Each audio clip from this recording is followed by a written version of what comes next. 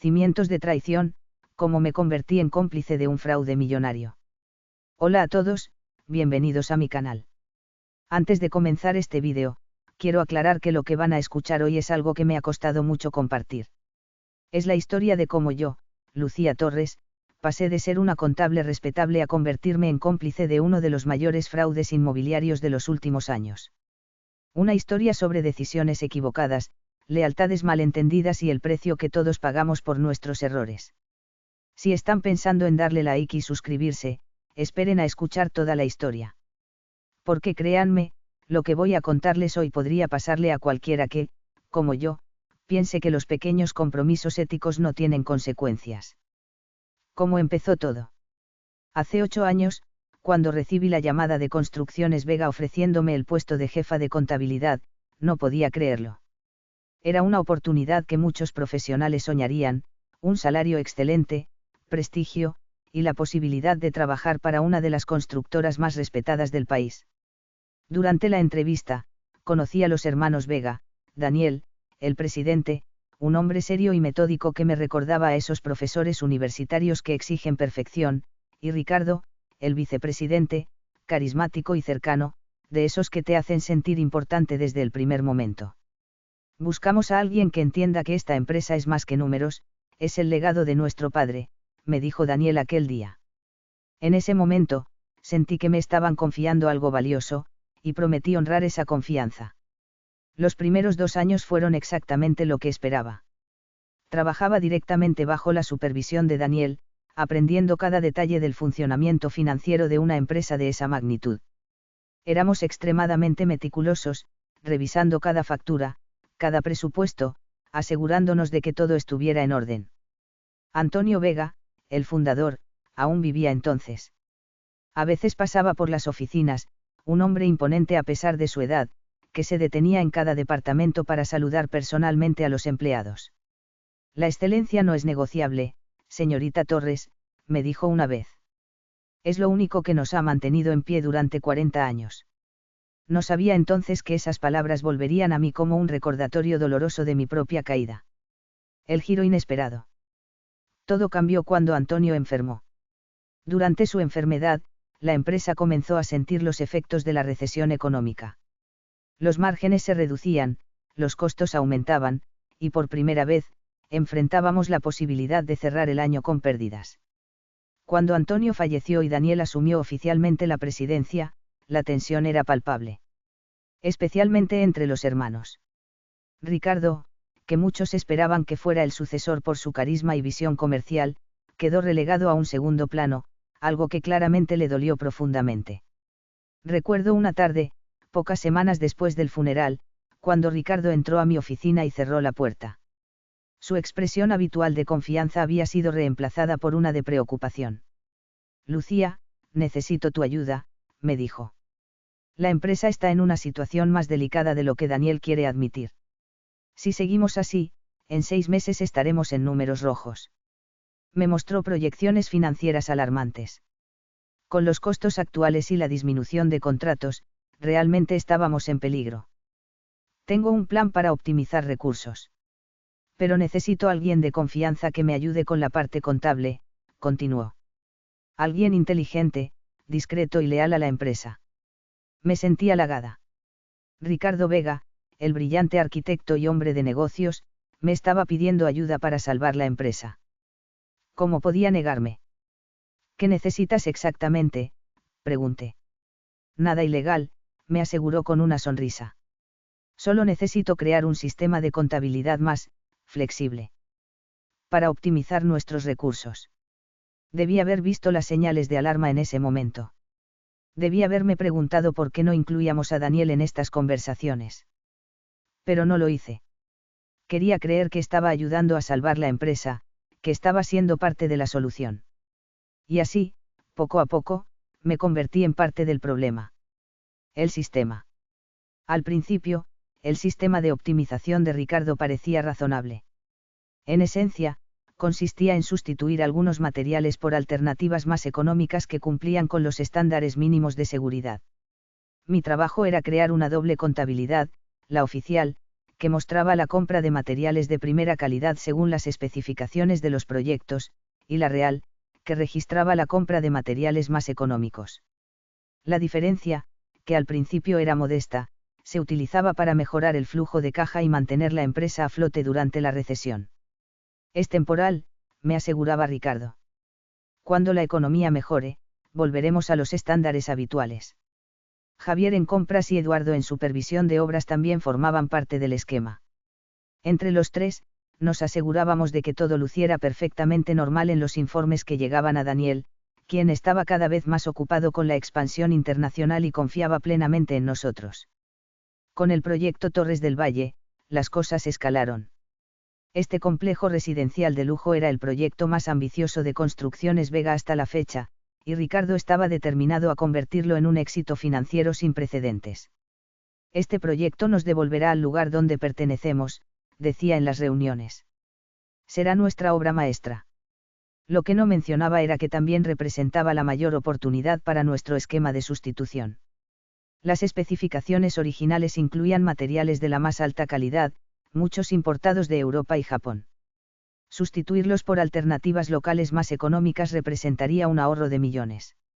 Recuerdo la noche en que preparé los informes financieros falsos para ese proyecto. Sentada en mi oficina hasta la madrugada, manipulando cifras y creando facturas ficticias, sentí por primera vez un nudo en el estómago. Ya no estábamos hablando de pequeños ajustes, esto era un fraude a gran escala. Pero para entonces ya estaba demasiado involucrada. Ricardo me había aumentado el salario considerablemente, me había dado un título más importante, y lo más peligroso de todo, me había hecho sentir indispensable, parte de un círculo exclusivo que estaba salvando a la empresa de la crisis.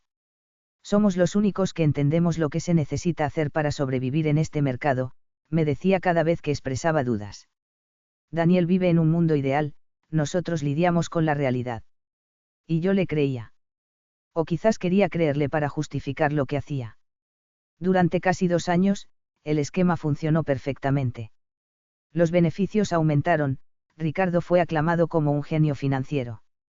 Y yo recibía bonos cada vez mayores por mi excelente gestión financiera.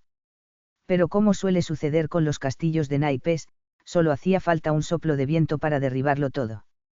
Las primeras señales de alarma. Las primeras señales de problemas llegaron 6 meses después de que Torres del Valle fuera entregado a sus propietarios. Comenzaron a llegar reportes de grietas en las paredes, filtraciones y problemas eléctricos. Ricardo restaba importancia a estos informes. Son cosas normales en edificios nuevos, decía. Se resolverán con un poco de mantenimiento. Pero los problemas no desaparecieron. De hecho, aumentaron. Y un día, recibí un correo electrónico que me heló la sangre. Era de Sandra Morales, una periodista que había comprado un apartamento en Torres del Valle. Había contratado a un ingeniero independiente para evaluar las grietas en su apartamento, y el informe indicaba problemas estructurales graves debido a materiales de baja calidad. Estoy investigando posibles fraudes en la construcción, escribía. Me gustaría hablar con alguien del departamento financiero sobre ciertas discrepancias en las facturas de materiales. Inmediatamente reenvié el correo a Ricardo.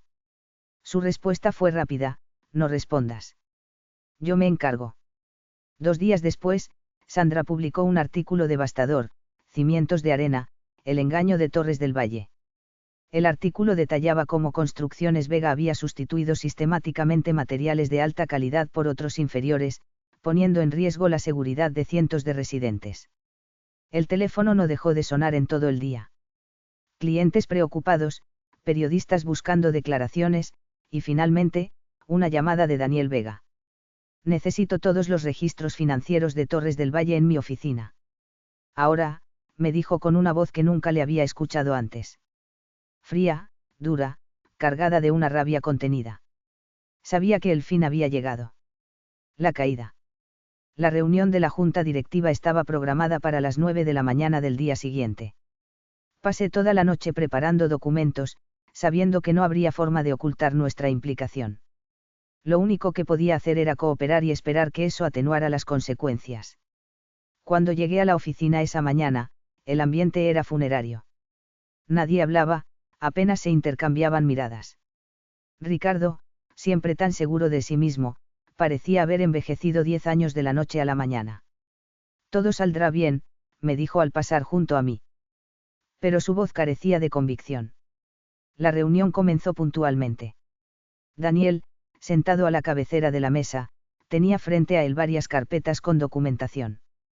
Sus ojos mostraban que probablemente tampoco había dormido. Sin preámbulos, fue directo al grano. Antes de continuar, necesito abordar un tema urgente, dijo. Y mirando directamente a Ricardo, añadió, problemas que, lamento decir, son resultado de decisiones cuestionables en cuanto a la calidad de los materiales y los procesos de construcción. Un murmullo recorrió la sala. Ricardo se tensó visiblemente. ¿Qué estás insinuando?, preguntó con una voz que intentaba parecer firme pero que traicionaba su nerviosismo. Daniel no respondió directamente. En lugar de eso, hizo que su asistente distribuyera carpetas entre todos los presentes. Cuando recibí la mía y la abrí, me encontré mirando mis propios correos electrónicos, facturas alteradas por mí, y documentos que detallaban todo el esquema de sustitución. Lo que tienen ante ustedes son pruebas de irregularidades sistemáticas en la adquisición de materiales y en la certificación de obras, explicó Daniel. Correos electrónicos, facturas alteradas, y testimonios de proveedores que confirman que se les pidió entregar materiales diferentes a los especificados en los contratos. Sentía que el corazón me latía tan fuerte que todos en la sala podían oírlo. No podía levantar la vista de los documentos, avergonzada de encontrarme con la mirada acusadora de Daniel o la decepcionada de los otros miembros de la Junta. Daniel continuó explicando cómo había descubierto todo. Tras leer el artículo de Sandra Morales, había iniciado su propia investigación, revisando personalmente facturas, hablando con proveedores, inspeccionando los edificios. La evidencia era abrumadora. Estos documentos muestran una diferencia sistemática entre lo que facturamos a nuestros clientes y lo que realmente se instaló en los proyectos, dijo. Concreto de menor resistencia, acero de calidad inferior, aislantes que no cumplen con las normas de seguridad. Ricardo finalmente explotó. Se levantó bruscamente, golpeando la mesa con ambas manos. Esto es una calumnia, gritó. Una fabricación para desacreditarme frente a la Junta. Pero Daniel estaba preparado. Sacó su teléfono y reprodujo una grabación que reconocí inmediatamente. Era Ricardo, hablando conmigo en mi oficina. Cambia las especificaciones, pero asegúrate de que las facturas mantengan los códigos originales. Nadie revisará los detalles técnicos si los números cuadran. El silencio que siguió fue devastador. Ricardo miraba a su hermano como si acabara de recibir una puñalada por la espalda. Esta práctica ha estado ocurriendo durante los últimos 3 años, continuó Daniel, con voz controlada pero cargada de emoción. Y ahora estamos enfrentando las consecuencias, grietas estructurales en Torres del Valle, filtraciones en los condominios Miraflores, y deficiencias sísmicas en el centro comercial La Alameda. El director financiero, que era mi supervisor directo, revisaba los documentos con expresión de incredulidad y horror. Según estos informes, la diferencia entre los materiales facturados y los utilizados supera los $8 millones, dijo, mirándome directamente por primera vez desde que comenzó la reunión. ¿Dónde está ese dinero? Sentí que todas las miradas se dirigían hacia mí. Era la pregunta que había estado temiendo, porque sabía la respuesta. Parte del dinero se había usado para bonos extraordinarios para Ricardo, para mí y para los otros involucrados. Otra parte había ido a una cuenta offshore a nombre de una empresa fantasma que Ricardo había creado. Antes de que pudiera decidir si confesar o no, Ricardo intervino. Necesito tiempo para revisar estos documentos, dijo con voz tensa. Esto es una presentación sesgada de información descontextualizada.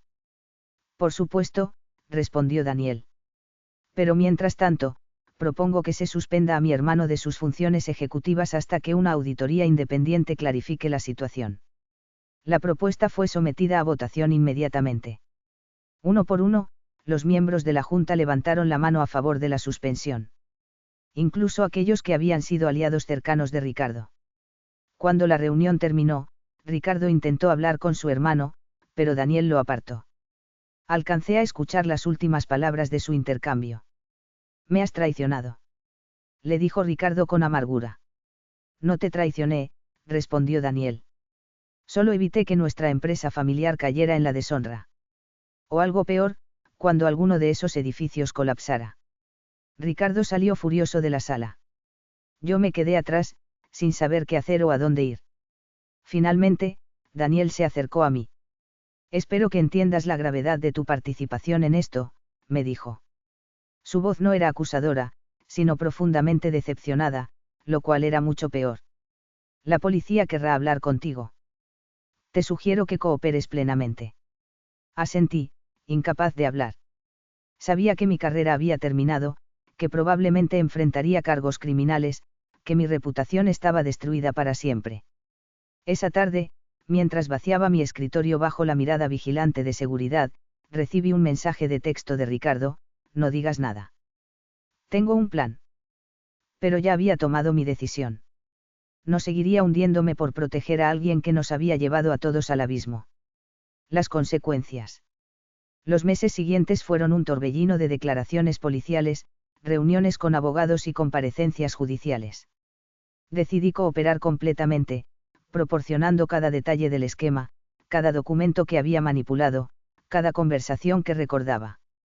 Ricardo, por otro lado, huyó del país la noche después de la reunión.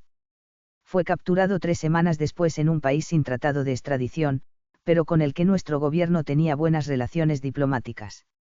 Lo extraditaron y enfrentó un proceso judicial mucho más severo por su intento de escapar. Yo recibí una sentencia reducida por mi cooperación, 2 años de prisión y una multa sustancial. Fue durante ese tiempo en prisión cuando comencé a escribir sobre mi experiencia, como una forma de terapia y de advertencia para otros que pudieran verse tentados a comprometer su ética profesional. Daniel, mientras tanto, trabajaba incansablemente para salvar la empresa. Inició un ambicioso plan de reparación en todos los proyectos afectados, asumiendo personalmente la responsabilidad ante los clientes perjudicados. La estabilidad de Construcciones Vega pendía de un hilo, pero su reputación comenzaba a recuperarse gracias a la transparencia con la que Daniel había manejado la crisis. El reencuentro. Un día, 3 meses después de mi liberación, recibí una llamada inesperada de Daniel Vega. Quería reunirse conmigo. Nos encontramos en una pequeña cafetería lejos del distrito financiero. Daniel había envejecido visiblemente, el peso de reconstruir la empresa y lidiar con el escándalo había dejado huellas en su rostro. Te preguntarás por qué quería verte, me dijo después de que nos sirvieron café. Asentí, incapaz de imaginar qué podría querer de mí después de todo lo ocurrido. Ricardo me llamó ayer desde la prisión, continuó. Es la primera vez que hablamos directamente desde todo. Me contó que Ricardo finalmente había asumido la responsabilidad de sus acciones. No solo ante la justicia, sino ante su hermano. Me dijo que ha estado pensando mucho sobre papá, sobre nosotros, sobre la empresa, explicó Daniel. Y también mencionó que tú fuiste la única que tuvo el valor de decir toda la verdad desde el principio. Me quedé sorprendida. Después de todo, yo había sido tan culpable como los demás. Estamos reconstruyendo la empresa, continuó Daniel. Con nuevos principios de transparencia y rendición de cuentas. Necesitamos personas que hayan aprendido de sus errores. Que entiendan el valor de la integridad precisamente porque conocen el costo de perderla. Me estaba ofreciendo un trabajo. No en contabilidad, por supuesto, sino en un nuevo departamento de cumplimiento ético y auditoría interna. ¿Por qué confiarías en mí después de lo que hice?, pregunté, genuinamente perpleja. Daniel sonrió, una sonrisa cansada pero sincera. Porque cometiste un error, lo reconociste y pagaste por él. Y porque creo que nadie vigila mejor que quien sabe dónde están todas las grietas en el sistema. Reflexiones finales. Han pasado 5 años desde entonces. Construcciones Vega sobrevivió a la crisis, aunque nunca volvió a ser el gigante que fue. Ricardo cumplió su sentencia y ahora trabaja en proyectos comunitarios, utilizando sus conocimientos de arquitectura para mejorar viviendas en zonas marginales. Daniel y él han reconstruido lentamente su relación de hermanos. No es lo que era antes, pero hay un respeto mutuo que quizás sea más valioso que la camaradería superficial que tenían en el pasado. En cuanto a mí, sigo en la empresa, asegurándome de que lo que ocurrió bajo mi supervisión nunca vuelva a repetirse. Ha sido un camino difícil para recuperar la confianza de mis colegas y, más importante aún, mi propia autoestima. Si hay algo que he aprendido de toda esta experiencia es que las pequeñas decisiones importan. Que cada vez que comprometemos nuestros valores, aunque sea un poco, estamos pavimentando el camino hacia compromisos mayores.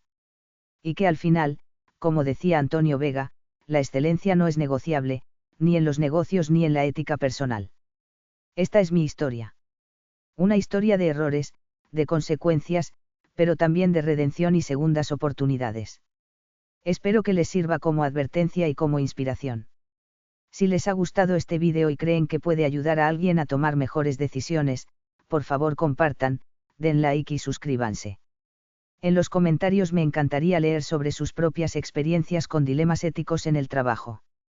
Y recuerden, los cimientos de nuestra integridad son tan importantes como los cimientos de los edificios donde vivimos. Una grieta pequeña, ignorada durante suficiente tiempo, puede hacer que todo se derrumbe. Hasta el próximo vídeo.